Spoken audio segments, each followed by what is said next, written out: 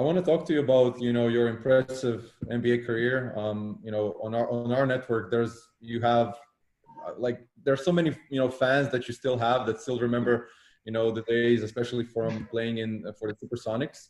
And you were actually, the youngest player coming into the '89 NBA draft. How hard was it, for you as a 20-year-old to make this transition coming into, basically straight out of high school to the NBA? Man, it was very hard. The most part is like in 19, 20 years old, you got to learn to practice. So you lose so much of your natural childhood because you're in the gym just grinding and practicing. And that's how it was, like from the ages of 19 to the ages of 25. It wasn't a whole lot of fun for me. It was mostly just really basketball, a lot of practice, really just trying to push myself to become the best.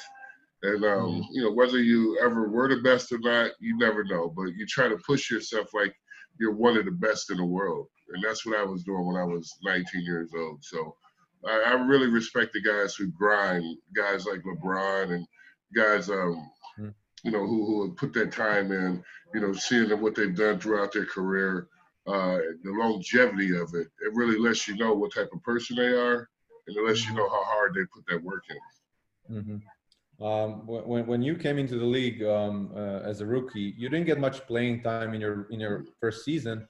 How did you cope with that? And what would be your advice for younger players who are, in somewhat similar situation, especially if they're coming to the NBA at such early age?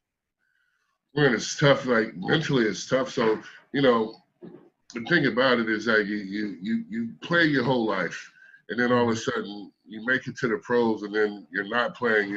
You're almost a cheerleader at times, but you tell yourself that you have to keep motivating yourself, because the only way that you're going to get on court is to make yourself better, and that comes through practice, through repetitions, getting with the right coaches, doing the right drills, and it's just over and over and over. Sometimes it can be really tough on you mentally, but I think as a young player, it's a good thing to go through, because you learn so fast, man. I at that age I learned so fast because I was afraid of failing, and I think that right there was motivation for me.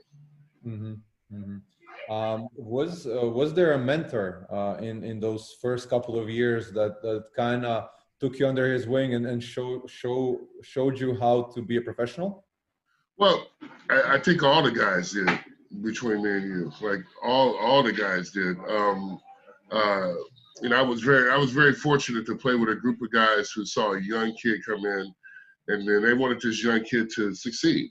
It could have been just the opposite, where these guys like Xavier McDaniels, Derek McKee, a lot of these guys who groomed me a little bit. Nate McMillan, a lot of these guys who groomed me, that they could have turned their shoulder on me, but they didn't. They worked with me, stuck with me through the good and the bad and the immature times that I had, and it came out to be pretty good for me.